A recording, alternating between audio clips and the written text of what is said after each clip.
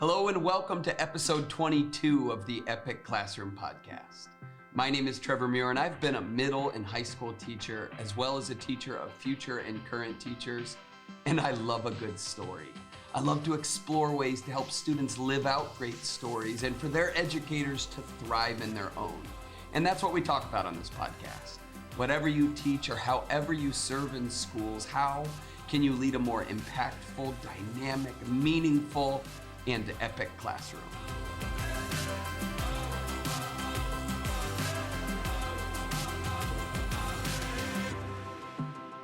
Well, thanks for joining me today. I am excited to dive into this topic about engaging students with a little bit of fun and relevancy. But before we do that, I just got to tell you, I spent the week, well, not the whole week, I spent the first part of this week down in South Carolina, right next to Clemson University. And you might not know this about me, but I went to Florida State University. And the Saturday before the Monday that I spent with all of those teachers right by Clemson, my beloved Florida State Seminoles played the Clemson Tigers in a little football game. And we got beat. We got beat pretty bad, actually. And you might not know this if you're not from the region.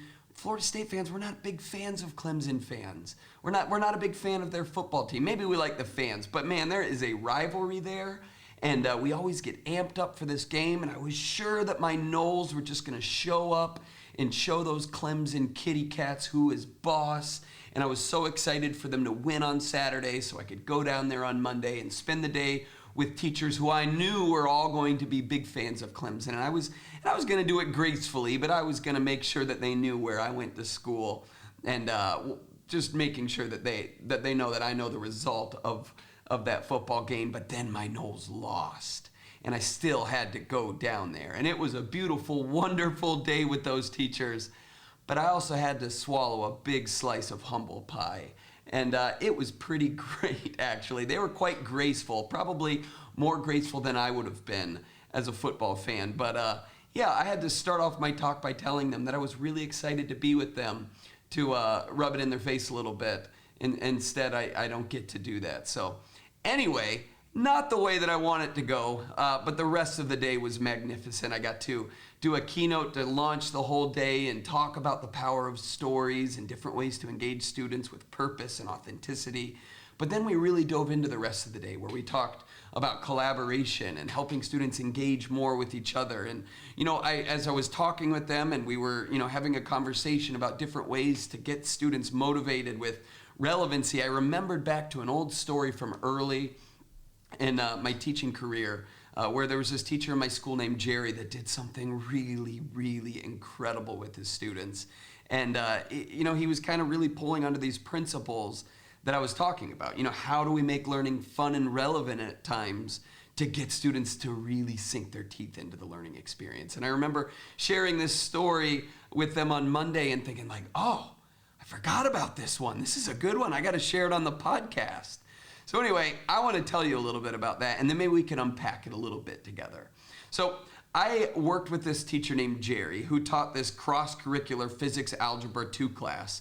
So he was teaching 10th graders, and it was cross-curricular, so he had a co-teacher in there who was teaching the other subject, but they kind of tag-teamed both of them. And Jerry had a class that year that was full of just really competitive students. I mean, kids who just, I think about it this way. We all have different classes that have their own flavor or brand to them, which I don't really completely understand. I don't know if any teacher's ever been able to explain to me why certain classes just have a different character or flavor to them that other classes don't have. Some classes are just defined by like being super motivated and fun, and sometimes you get classes that are just super silly or they like certain things, or certain classes are way easier and some might be a little bit more challenging. Well, whatever the case was, Jerry had this class of students who were just super competitive. He had athletes in the room, but then also kids that just were really into trying to find ways to be the best at whatever it was. And, Jerry, I remember him telling me he had athletes in the class, he had gamers in the class, he had artists in the class who were all motivated by being the best at whatever their craft was. And, obviously competition is just part of what made up the reputation of this class to Jerry. But it was a pretty obvious character trait or it was a pretty obvious character trait of these students. And so when November of that year came, and a little bit of that luster of the new school year was starting to wear off, and student engagement was going down, and there was a little bit more of that apathy that creeps up in the third month of the school year. Jerry decided that he wanted to utilize his class's competitiveness. He wanted to use what was already present in the classroom and with these students and figure out, how can I take advantage of this to engage them more, especially when engagement is a little hard to come by right now. And so what Jerry did is he looked at a set of physics standards that he was dealing with, and they had, the standards were all, the power standards that he pulled, they had to do with terminal velocity and the speed in which objects fall when not faced with any friction. And, so he had to teach his students about momentum and air resistance and impact and things like that. And, using algebraic formulas and properties found in physics, his goal would be for students to figure out, how can we use this knowledge, this content we're learning, to make really good predictions? Using those formulas, how could they become masters at predicting how long it would take for a certain object to hit the ground from certain heights? Pretty standard, right? That's what he was going to teach anyway, but now he's starting to ask, how can I engage my students with this? Is there any way that I can make this fun experience that's going to pull students out of some of that apathy and get them to engage with this content, get them to want to learn the math and the formulas and the principles behind all of this subject matter? And so what he did is, for weeks he had his students, practice guessing how long it takes for things to fall. He filled the hallways with his students, and for a couple of weeks he had them standing on ladders and dropping things like golf balls or apples, and they were timing the descent of these objects to the ground. And they took the data and they plugged it into formulas that he had for them that were in their textbooks, or the things that he lectured about, or had them practice on whatever format that he had them practice. But he had them take that data from what they were dropping, and he had them plug them into formulas. And they spent time discovering, how the experience of terminal velocity related to the theories and the math.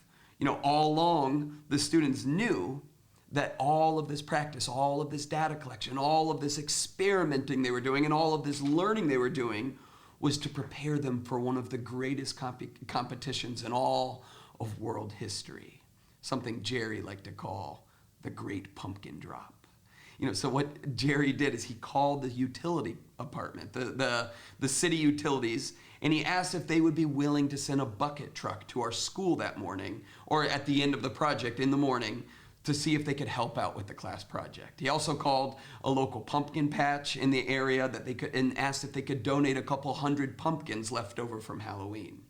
And then at the end of this project, at the end of this learning unit, on a cold November morning, a 60-foot tall bucket truck pulled into the parking lot of our school. And then school buses full of area elementary students followed closely behind to watch all of the action.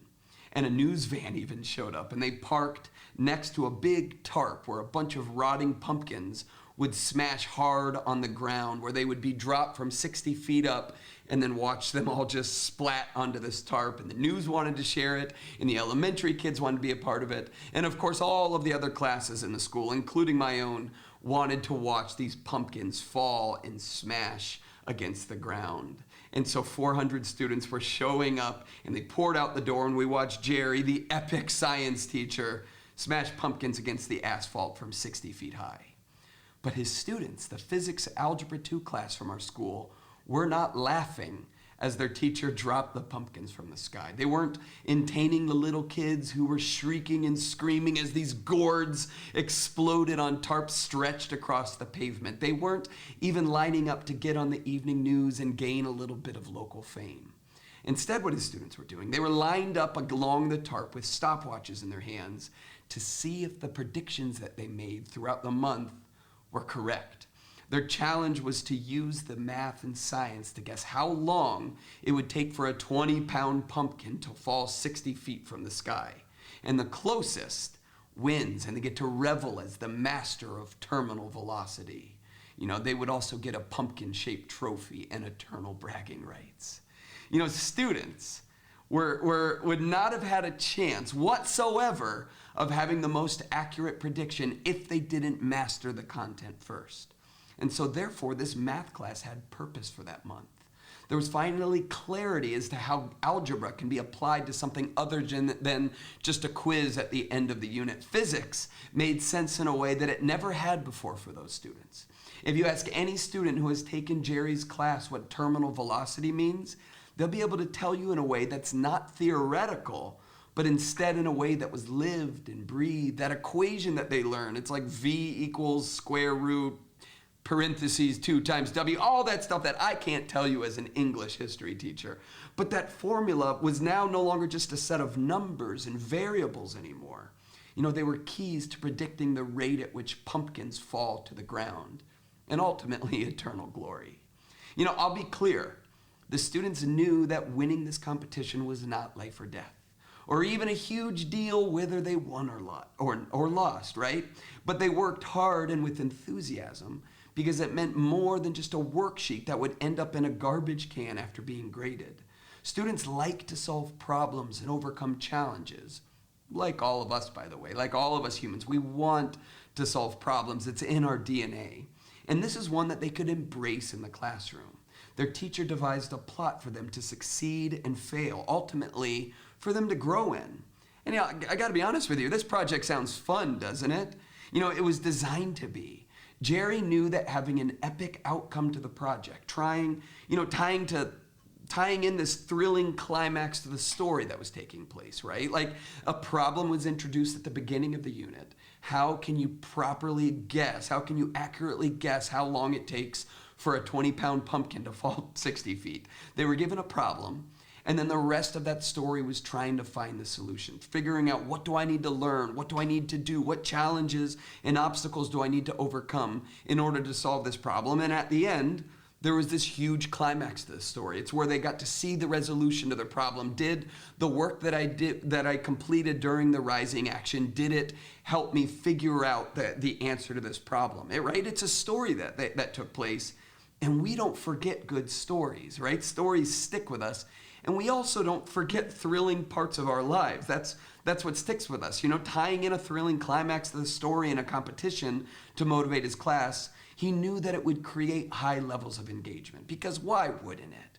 Especially for this brand of students, these kids who were competitive, who he knew would sink their teeth into doing a competition that pulled them out of some of that apathy. From an outside perspective, this project might really look like a bunch of time dedicated to high schoolers just having fun. They laughed as they smashed eggs in the hallway. Half a class period was given to a trophy ceremony rather than just pure content work. A whole morning was sacrificed so pumpkins could explode on school property. From the outside, it looked like a bunch of fun. In fact, we got some new leadership at our school a couple of years after that, even though there was a tradition going where students were just having fun and learning about physics and algebra at the same time. When we got a new administration, they didn't really understand the real purpose behind this. They saw it as just fun, and sometimes when something's just fun, it can easily be seen as a waste of time. And I remember that project was nipped, right? Like there was no longer a great pumpkin smash after a change in leadership, because it was not rigorous enough.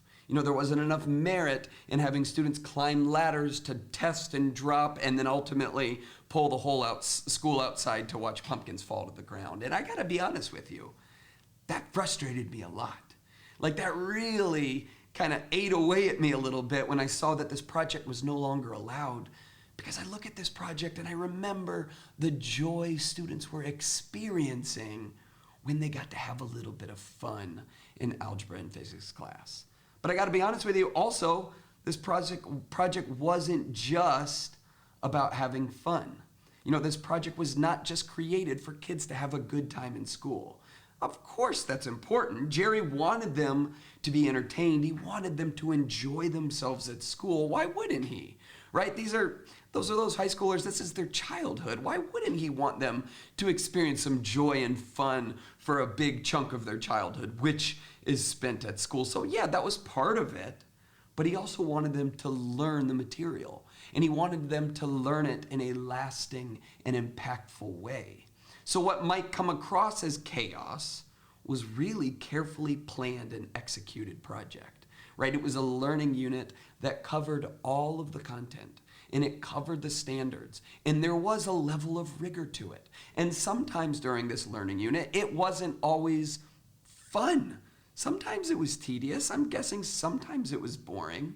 Sometimes the students had to really just focus and bear down and learn the lecture that Jerry was giving and read the problems and practice it. And I'm sure he gave homework, and I'm sure sometimes it looked like a typical traditional classroom. But now students had this motivation to dig into the traditional, to grit through some of that boredom or tedium, right? They developed some resilience to overcoming some of the challenging problems that were in front of them. It's still school and it's still life. Sometimes life isn't fun. But now the reason that they want to do the hard work, the reason that they're okay with developing work ethic and grit, the perseverance and resilience that's required to learn complex subject matter, to learn subjects like physics and algebra 2, they weren't just doing it because of the grade at the end of it.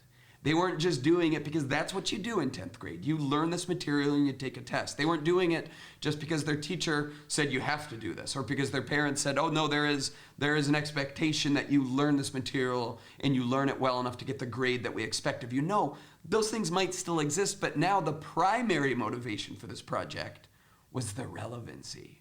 It's saying, hey, I realize you guys want a little bit of competition. Here's a way to engage in competition in a meaningful way. I know that you guys like to have fun, so I'm going to give you some of it.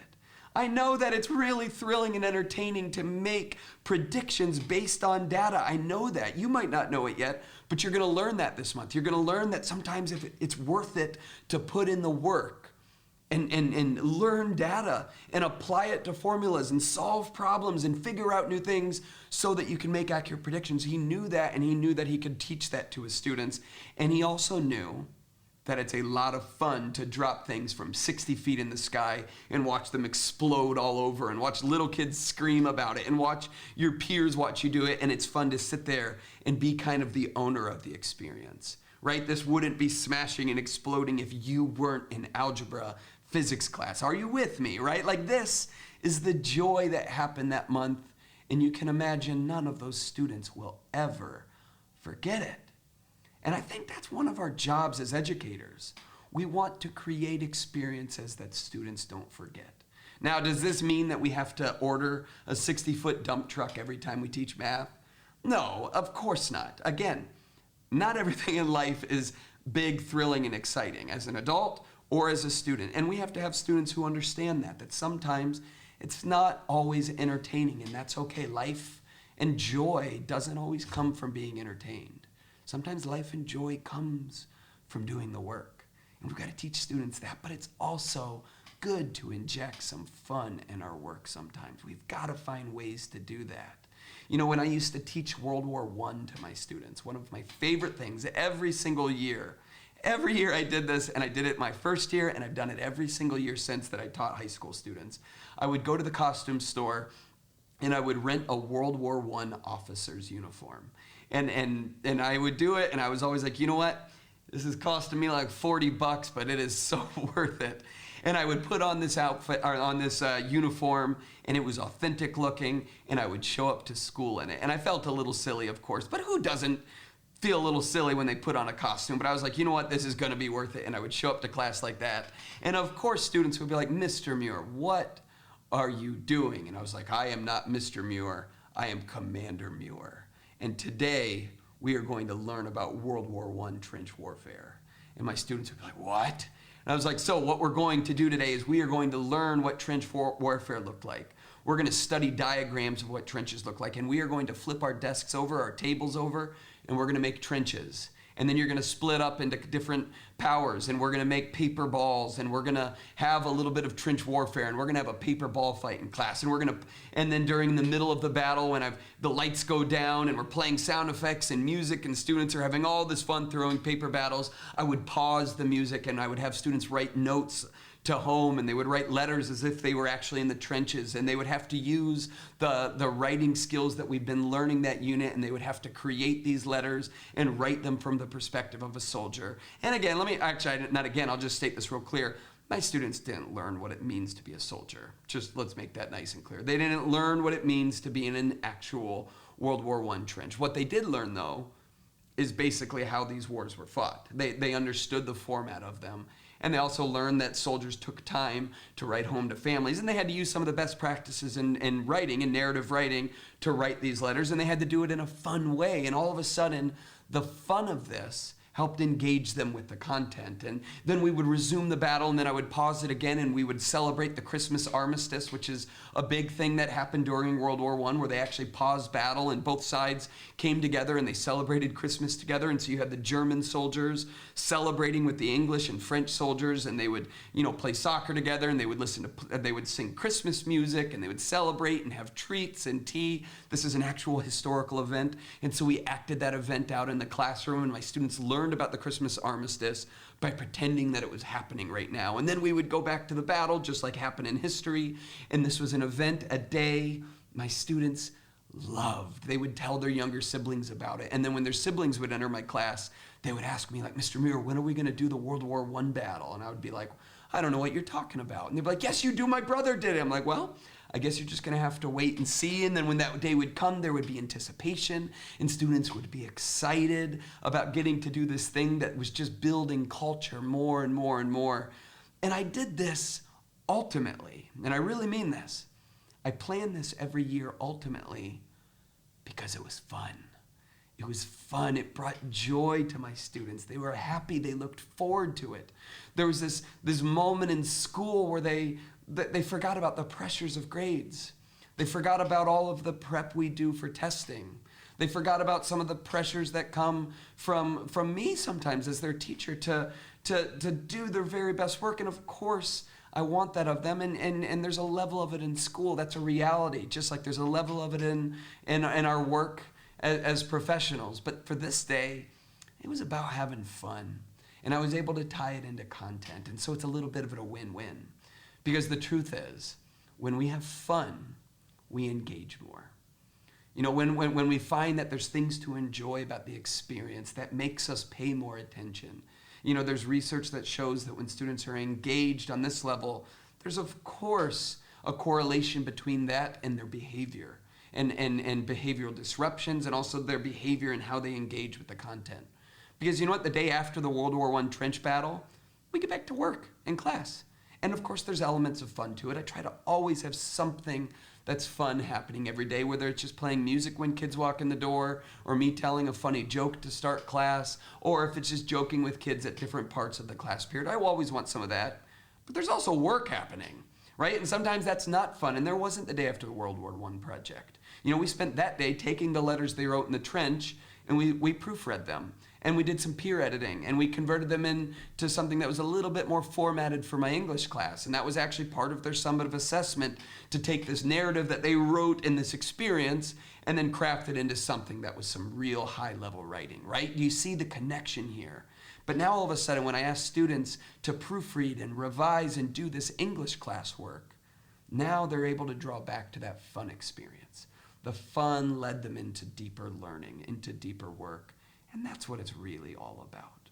And so, whether you are designing experiences for kids to drop 20-pound pumpkins from 60 feet in the air, or if you're dressing up in class and leading your students through a really fun, goofy, silly, epic experience, or if you're just telling jokes with kids, or making up really fun high fives as they walk in the door, or you take them on a cool field trip that they get to look forward to, or you give them a writing experience, a writing assignment that maybe strays away from your content standards for a day, but maybe it's fun. You use a writing prompt that gets them excited, or gets them laughing, or gets them creative, or thinking about their own life.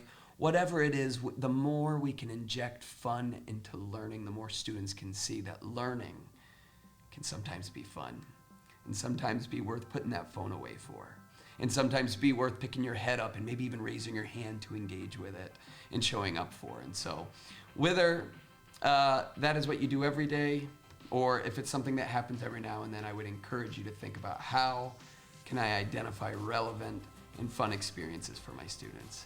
Because what I found, and I'll leave it at this, what I found is that when my students are having fun, there's a good chance I'm having fun too. And I gotta be honest with you, I wanna have fun at work. So, thank you, friends, for listening to this episode of the podcast. I hope that you will check out my other podcasts if you haven't listened to them, or subscribe to this one so you can find out whenever the next one drops. I try to drop one every single week.